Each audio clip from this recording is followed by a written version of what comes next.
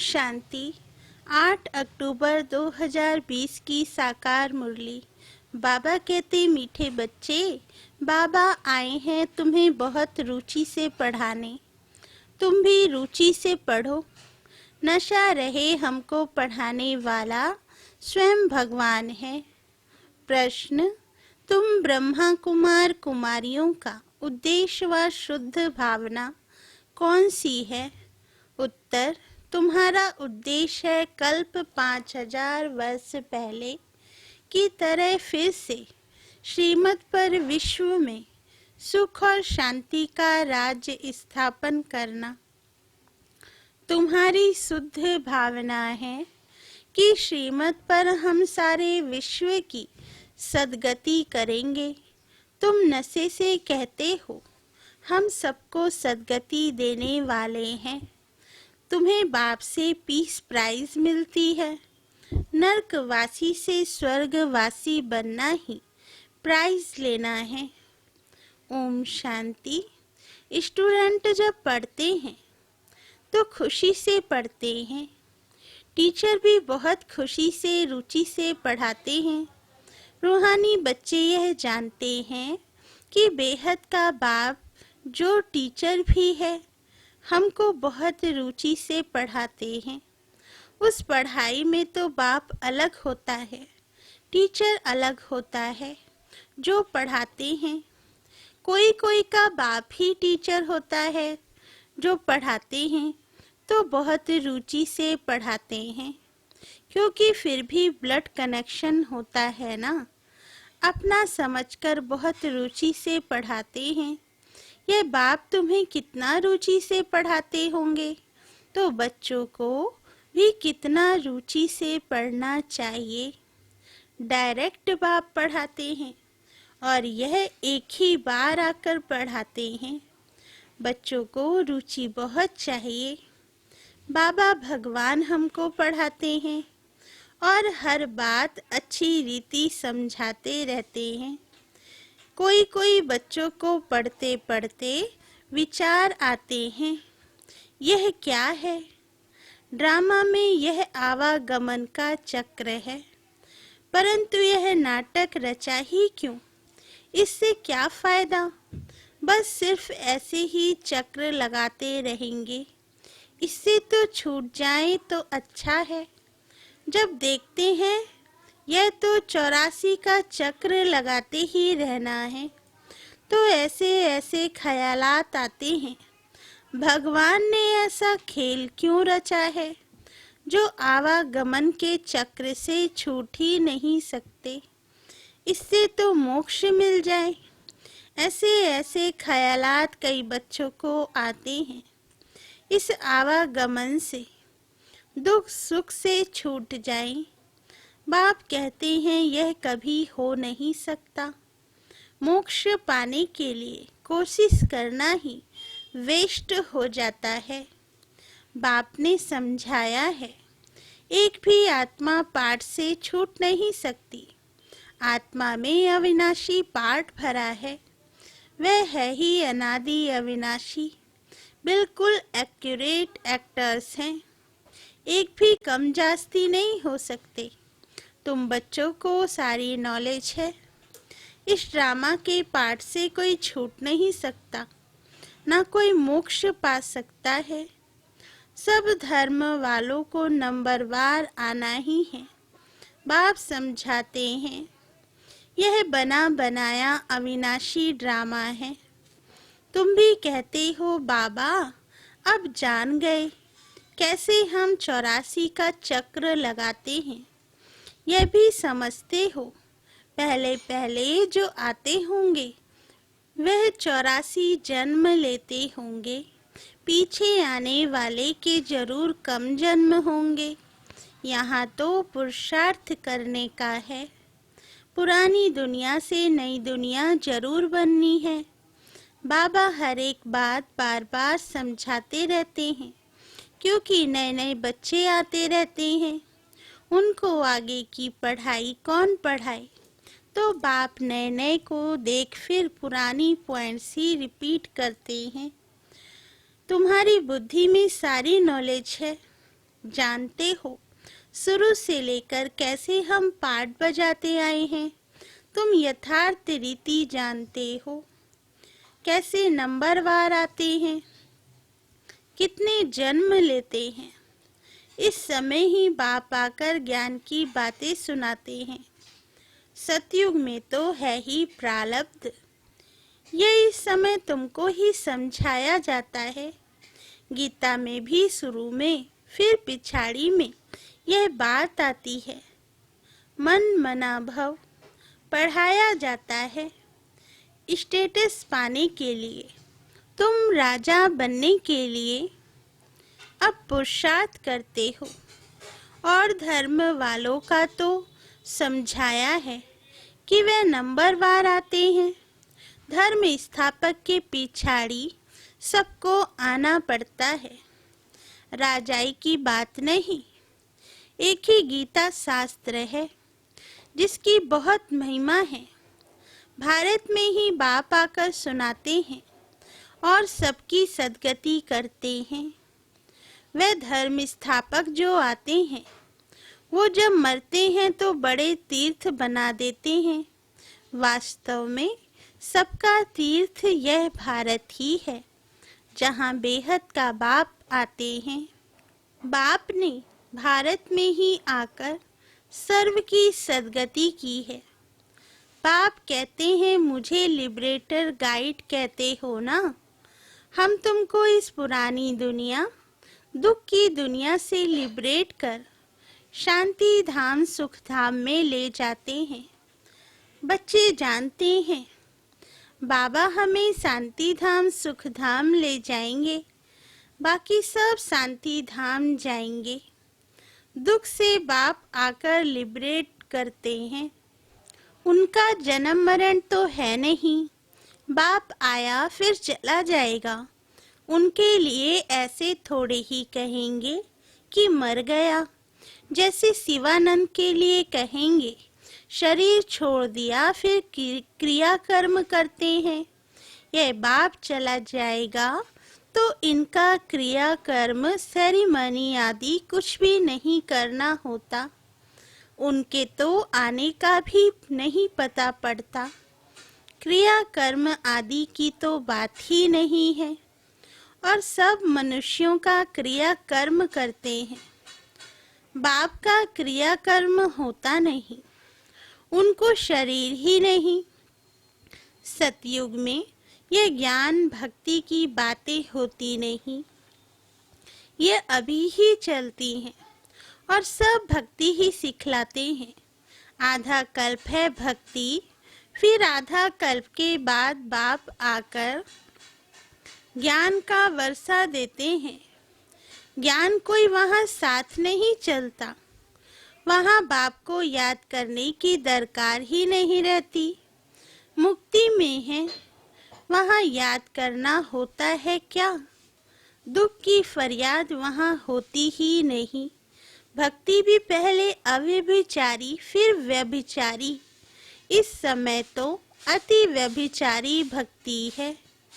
इसको रौरव नरक कहा जाता है, एकदम तीखे में तीखा नरक है। फिर बाप आकर तीखा स्वर्ग बनाते हैं। इस समय है 100% दुख, फिर 100% सुख शांति होगी। आत्मा जाकर अपने घर विश्राम पाएगी। समझाने में बड़ा सहज है। बाप कहते हैं मैं आता ही तब हूँ जब नई दुनिया की स्थापना कर पुरानी दुनिया का विनाश करना होता है। इतना कार्य सिर्फ एक तो नहीं करेंगे, खिदमतकार बहुत चाहिए। इस समय तुम बाप के खिदमतकार बच्चे बने हो, भारत की खास सच्ची सेवा करते हो। सच्चा बाप सच्ची सेवा सिखलाते हैं। अपना भी, भारत का भी और विश्व का भी कल्याण करते हो तो कितना रुचि से करना चाहिए। बाबा कितनी रुचि से सर्व की सद्गति करते हैं। अभी भी सर्व की सद्गति होनी है जरूर। यह है शुद्ध अहंकार, शुद्ध भावना। तुम सच्ची सच्ची सेवा करते हो, परंतु गुप्त। आत्मा करती है शरीर द्वारा। तुमसे बहुत पूछती हैं, बीके का उद्देश्य क्या है? बाबा बोलते, बोलो बीके का उद्देश्य है विश्व में सतयुगी सुख शांति का स्वराज्य स्थापन करना। हम हर 5000 वर्ष बाद श्रीमत पर विश्व में शांति स्थापन कर विश्व शांति की प्राइज लेते हैं। यथा राजा रानी तथा प्रजा प्राइज लेते हैं।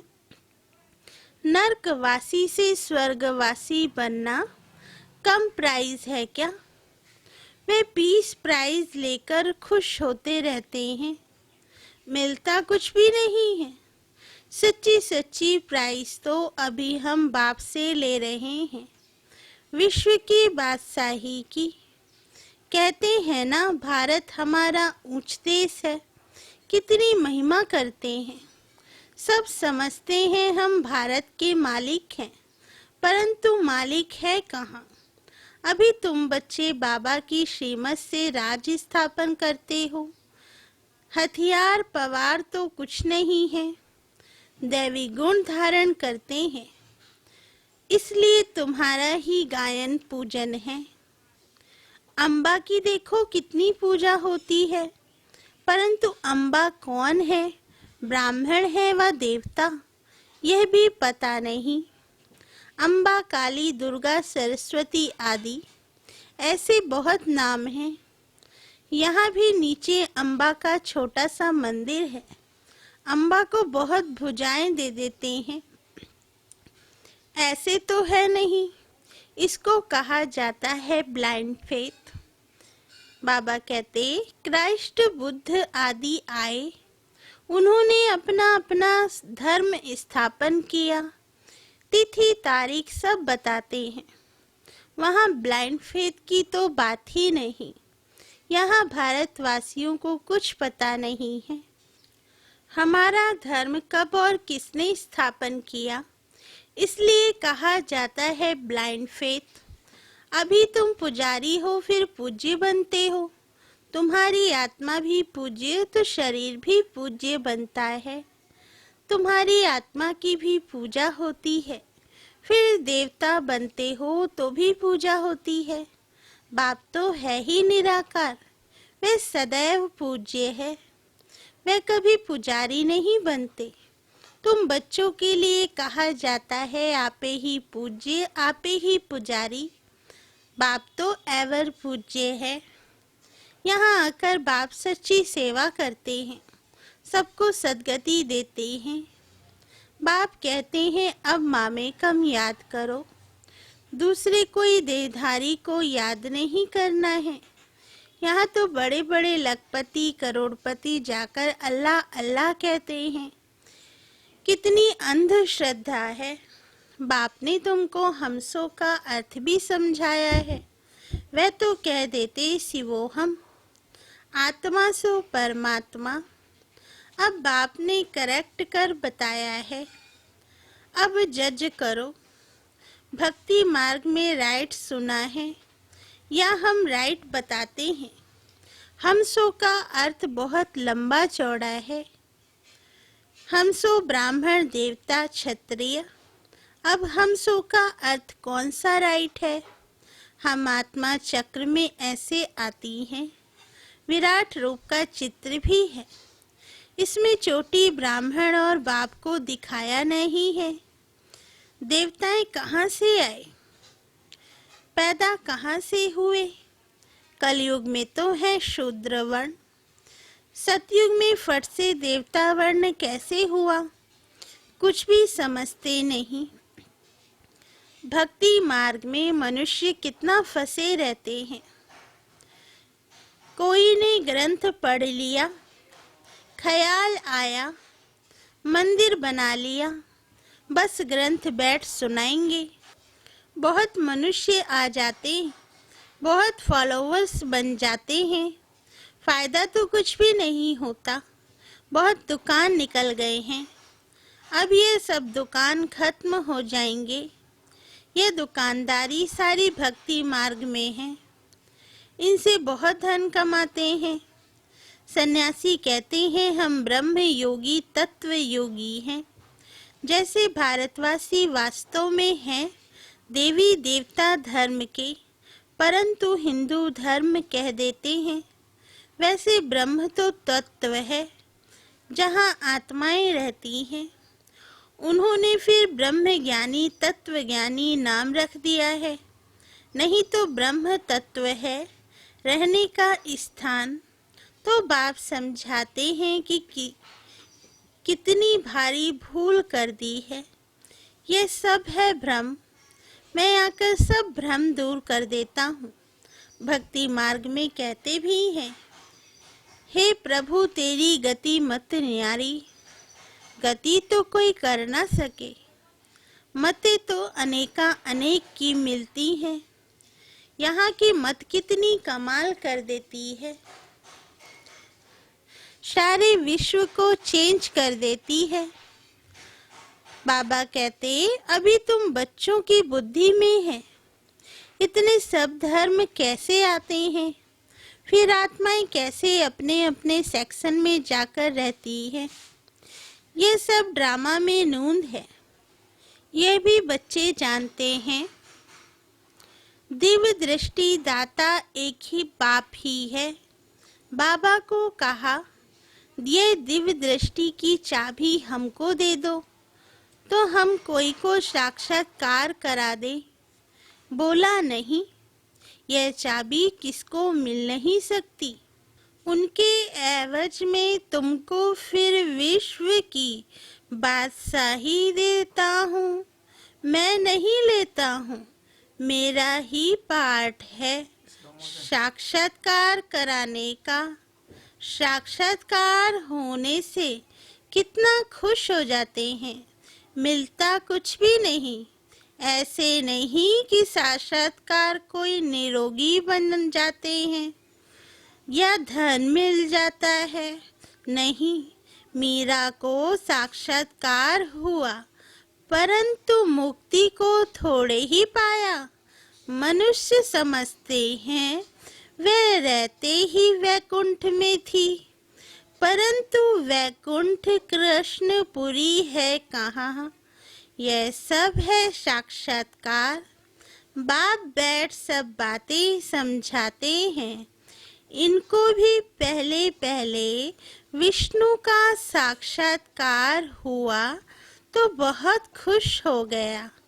वह भी जब देखा कि मैं महाराजा बनता हूँ, विनाश भी देखा, फिर राजाई का भी देखा, तब निश्चय बैठा, ओहो मैं तो विश्व का मालिक बनता हूँ। बाबा की प्रवेशता हो गई है। बस बाबा यह सब आप ले लो। हमको तो विश्व की बादशाही चाहिए। तुम भी ये सौदा करने आए हो ना। जो ज्ञान उठाते हैं उनकी फिर भक्ति छूट जाती है। अच्छा, मीठे मीठे सिकिल दे बच्चों प्रति मात पिता बाप दादा का याद प्यार और गुड मॉर्निंग। रूहानी बाप की रूहानी बच्चों को नमस्ते। हम रूहानी बच्चों की रूहानी मात पिता बाप दादा को याद प्यार गुड मॉर्निंग और नमस्ते बाबा नमस्ते। धारणा के लिए मुख्य सार।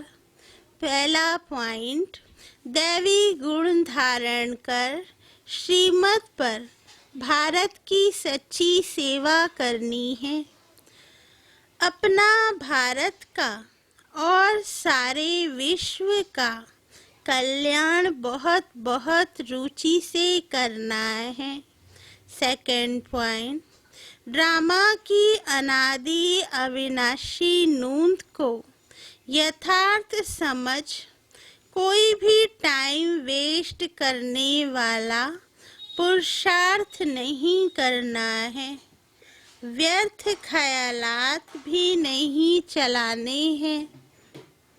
वरदान, एकाग्रता के अभ्यास द्वारा एक रस स्थिति बनाने वाले सर्व सिद्धि स्वरूप भव। वरदान का सार, जहाँ एकाग्रता है वहाँ स्वतः एक रस स्थिति है। एकाग्रता से संकल्प, बोल और कर्म का व्यर्थपन समाप्त हो जाता है और समर्थपन आ जाता है। एकाग्रता अर्थात एक ही श्रेष्ठ संकल्प में स्थित रहना। जिस एक बीज रूपी संकल्प में सारा वृक्ष रूपी विस्तार समाया हुआ है, एकाग्रता को बढ़ाओ तो सर्व प्रकार की हलचल समाप्त हो जाएगी। सब संकल्प, बोल और कर्म सहज सिद्ध हो जाएंगे। इसके लिए एकांतवासी बनो। स्लोगन, एक बार की हुई गलती को बार बार सोचना अर्थात दाग पर दाग लगाना। इसलिए बीती को बिंदी लगाओ। अच्छा, ओम शांति।